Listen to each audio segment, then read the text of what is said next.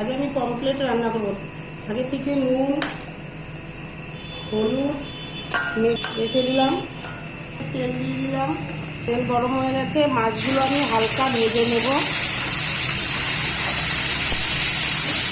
আমার মাছগুলো ভাজা হয়ে গেছে, এবার আমি এক এক করে আমি কালো জিরে ফোড়ন দিচ্ছি।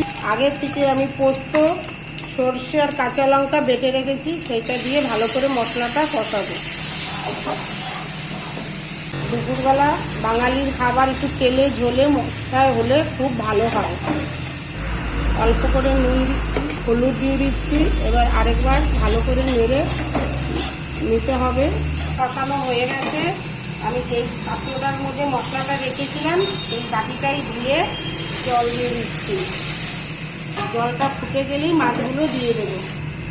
কাঁচা লঙ্কা চিড়ে দিয়ে দিচ্ছি, মাছগুলো ঝোলে দিয়ে দিচ্ছি এক এক করে।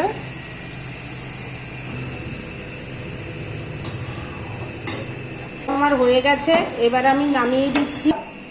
গরম গরম পমফ্রেটের ঝোল দিয়ে জমিয়ে খাবো।